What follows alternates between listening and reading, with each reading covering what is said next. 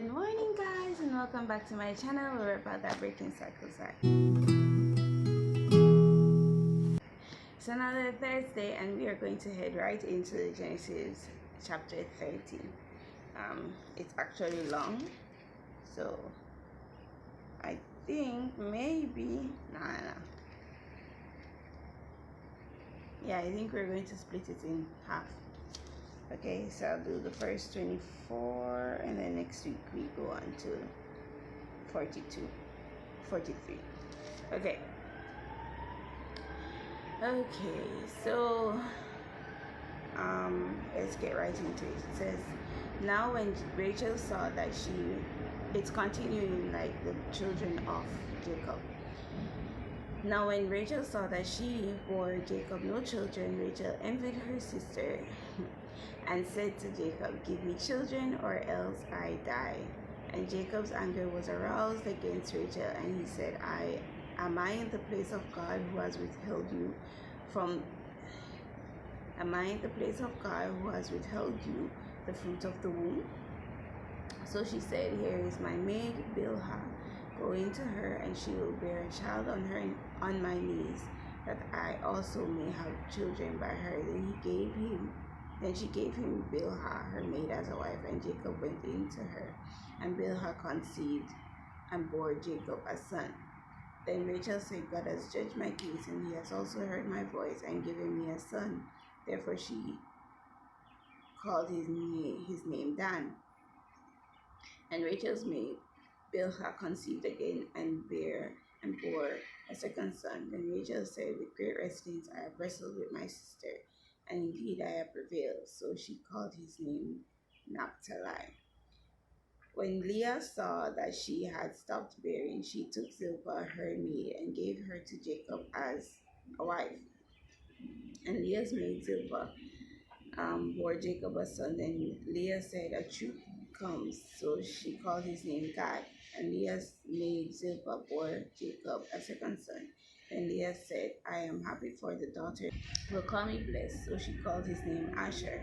Now Reuben went in the days of wheat harvest and found mandrakes in the field and brought them to his mother Leah. Then Rachel said to Leah, please give me some of your son's mandrakes. But she said to her, is it a small matter that you have taken away my husband? Would you take away my son's mandrakes also?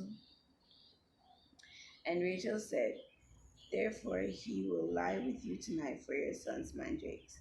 Then Jacob came out of the field in the evening. Leah went out to meet him and said, you must come in to me, for I am surely hired you with my son's mandrakes. And he lay with her that night. And God listened to Leah, and she conceived and bore Jacob a fifth son. Leah said, God has given me my wages, because I have given my maid to my husband. So she called his name Issachar. Then Leah conceived again and bore Jacob a sixth son. And Leah said, God has endowed me with a good endowment. Now my husband will dwell with me, because I have borne him six sons. So she called his name Zebulun. Afterwards she bore a daughter and called her name Dinah.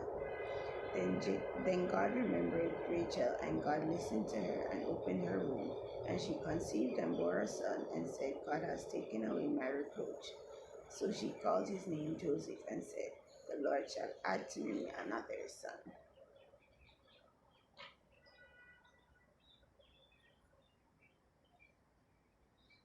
I think I'll just continue. It says, Jacob's agreement with Laban. And it came to pass, when Rachel had born Joseph, that Jacob said to Laban, send me away, that I may go to my own place and to my country. Give me my wives and my children, for whom I have served you, and let me go, for you know my service which I have done for you.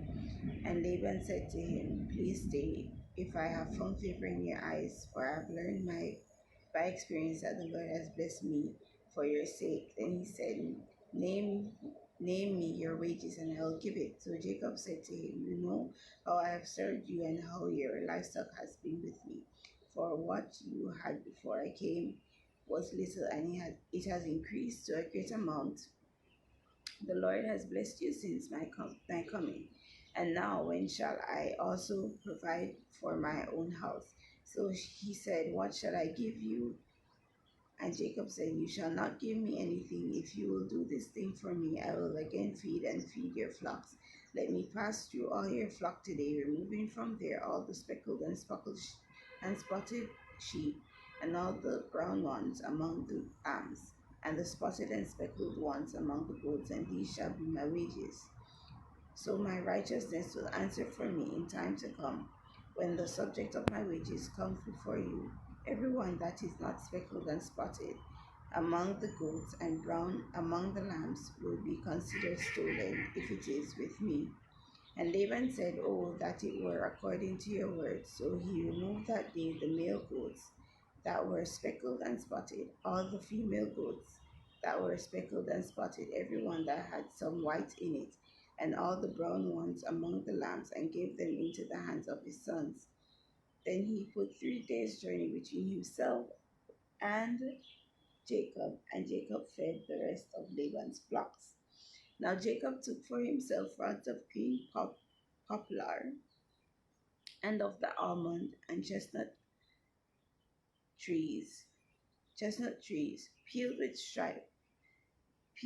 strips in them, and exposed the white which was in the rods, and the rods which we had peeled.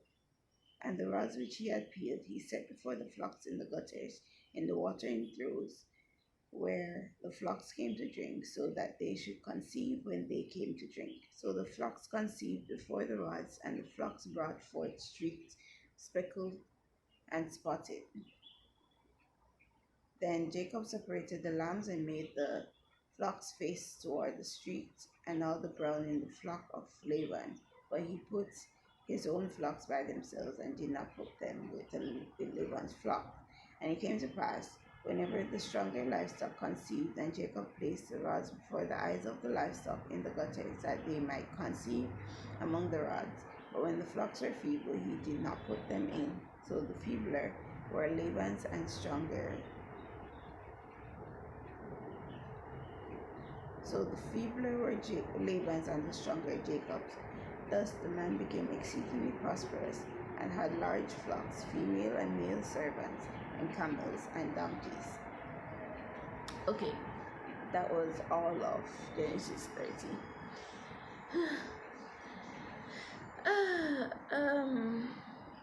Just the two main things, as you can see. First of all, these people were having a lot of sex. Okay, just going in, and all because they were having a competition. When you really look at the Bible characters, they're not much different from us today, I swear. Honestly. Because I know people that would do that. But like, I'm jealous that I'm not having children, so I'm going to, or this person's family is having children, so they have children. And I'm like, are you really competing with who has the most children? But anyways, we know that Rachel was barren, and it was kind of like um, Sarah, where she told um, Jacob to go in onto her mate, just like what Sarah did to Abraham. And then Leah started doing it as well, as if she didn't conceive. But I never get women. I'm a woman, but I don't get women sometimes. Honestly, I think that comes from my logical side. um, for me, to be honest, if I am truly honest with you, I don't think it would have bothered me that much. Who knows? Maybe it will. But looking on, I'm like, but then in those days, honestly, having children, having children was a big thing. Not now, like in our days where people run from it. Having children meant legacy, right? It still means legacy, but back then, if you couldn't have children, your legacy basically ends. right? And I can just imagine. I don't know how she felt, but I can sympathize with how she, or empathize with how Rachel was feeling, seeing that Leah was being the one that was conceiving, so she got jealous. Uh, but all in all, I do uphold the principle of contentment. Honestly, be content in your season. That's how I see it. You can cheer others on while you're going through your struggle. God is going to work things out for you. That's how I see things. So all this jealousy, there's no need for it, because at one point you're gonna be on the mountaintop, and that person may very well be on the mountaintop with you, or they may be in the valley. But at one point you're gonna be in the valley, and they may be in the valley with you, or they may be on the mountaintop. Doesn't matter. Everyone has their period of time, and if you're gonna be upset with anyone, at least not necessarily be upset with God, but talk to Him and ask Him why things are happening that way. And it will actually make you more content with your own journey. Focus on you and focus on your relationship with God. Yeah. And for Rachel, she got her children. She got Joseph. And then Jacob was like, okay, after Joseph, I'm gone. I'm done. Let me go. And the next lesson here is the people bring blessings into your life. They do. Be careful how you treat people, you know, because, and it should be a lesson that,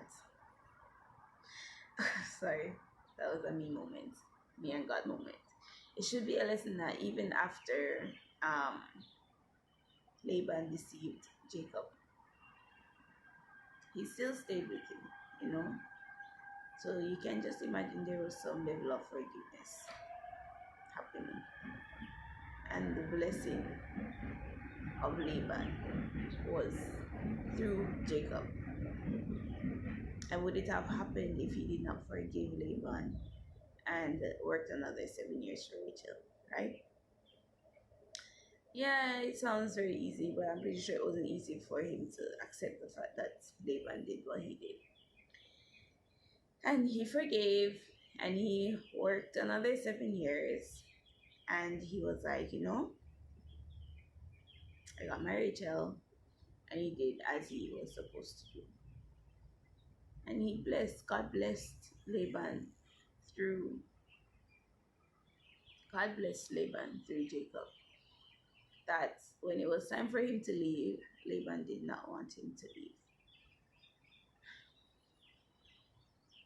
Sometimes you are people's blessing, and the blessing will come through you forgiving them.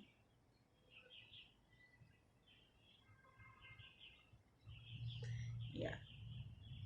The blessing for them will come through you forgiving them. It's a very hard picture to imagine. But yeah, sometimes you're the person that someone needs. Jacob was the person that Laban needs, right? Needed. And God blessed Laban through Jacob. And it was only possible because Jacob had forgiven him after he deceived him. Yeah. Sometimes it's that way. It seems unfair, but actually it's not. It's actually paralleling quite nicely with God and how He's the person that we need, and our blessings come through Him forgiving us. So it's actually being Christ like to showcase that kind of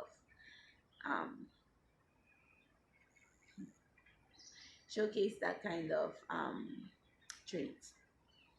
Sometimes you're the person that someone needs. You're the Jacob for Laban, or you're the Jesus for the sinner.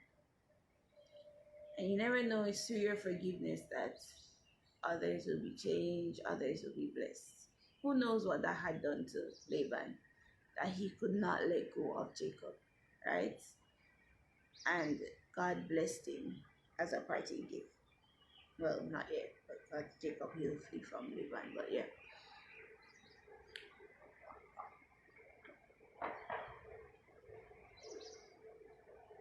I'm sorry.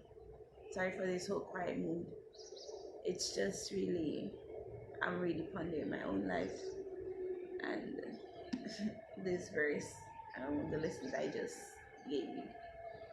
Sometimes you're the only Jesus people will see. And God placed you there to be the Jesus. You know? Yeah. And He'll give you strength to be with Jesus.